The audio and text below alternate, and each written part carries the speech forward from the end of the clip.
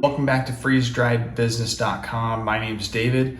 Today is part 2 of the video that I posted about high chew chewable candies. We put everything in the freeze dryer and prepared it. I showed you how to cut all the different candies and arrange it in a way that would maximize the amount of product that you can get out of it.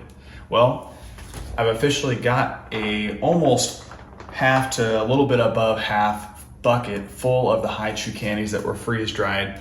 So what we'll do in this video is I'll show you how much product it produced, and then we'll also bag the product and we'll see how much all the bags that we put into the freeze dryer produced, and we'll also do some weighing and things and do a little bit of ROI calculation. Hope you enjoy.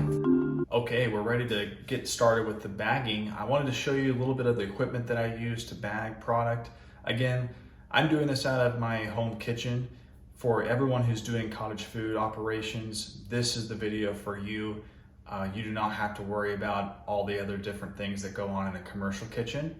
So I wanted to show you kind of the scale that I use.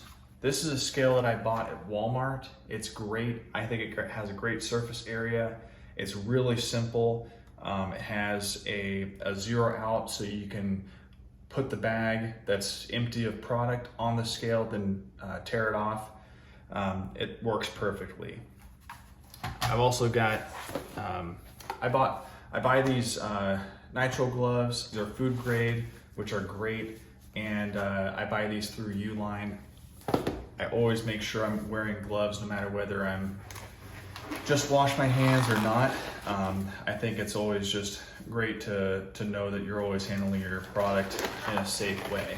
I may have mentioned this in the past video, but these buckets are really great. They're 5-gallon buckets. You can buy them anywhere you want to. I invested a little bit more in the kind of the air sealed lids. As you can see, you have to spin it off. And I found that the product holds up well here. I didn't need to put any oxygen absorbers in there or desiccant packets. I think the product holds pretty well, and I've had product that's been in for 6-8 months in some cases, so I think it does a great job. Okay, so one of the things that I'm going to show you is these Kraft Mylar bags. This is a bag that you can buy off of Amazon. It has a window on it, so it's definitely more for short-term use. I think this is a really clear, nice presentable type of bag to use. I already did the experimental with the high chews in the past. So what I found is that almost about 4 ounces of freeze-dried high chew products fit in a decent amount, which is about probably 14 or 16 individual pieces into a bag. It doesn't fill it up too full, and it also doesn't fill it up too less so that customers don't see that they're not getting very much. So we've got our scaled out. We're going to zero out the bags. It comes in at 0.3 ounces. You press the 0 to pair it out. Great, now it's at 0. So it's now down at 0.3. So that means that it's already equated for the bag weight. Because what we're gonna do is do net ounces of product.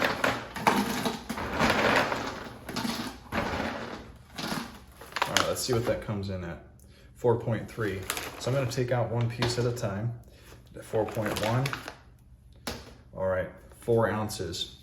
Okay, so that's what it looks like. See how the product is all the way up above the window? It shows that it's a full bag, and inside here it's just above the window. That's a great amount of product. So we'll set that aside. And again, so I'm gonna put this on kind of a time lapse, and we'll bag all the rest of the product, and then we'll do another video to show how many bags it actually produced.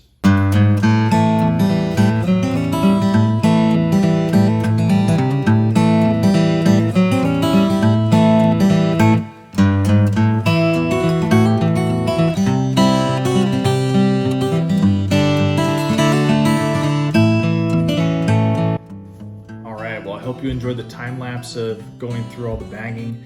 On my left here is 30 bags of product that were produced.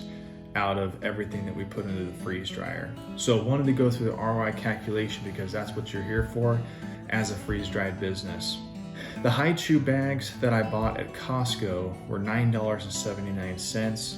Each one of those bags also produced it had about 1 pound and 10 ounces of product. So all in all, you're putting about 5.5 pounds of product into the freeze dryer. So at $9.79 times 3 bags, that's about $29.37. Also, you want to include the bag cost as well. So these bags and the labels that I put on it, now I'm just estimating about 50 cents per bag. So 50 times 30 bags, 50 cents times 30 bags is around $15. So if we add that to the $29.37, that's $44.87 in total for the cost of actually putting the product out to sell. Now, we also need to calculate our time that we put into it. In the previous video, it was about an hour's worth of prep time. Bag time, I could do this in about 20 minutes, but by myself, I'm giving myself 30 minutes of estimated time. So it's about an hour and a half of total time to produce the high chew product, and it cost about $44.87. In terms of the pricing, you're gonna wanna take a look at what other people are pricing in your area. Generally, I've been going to places like Etsy and also just different places on Instagram.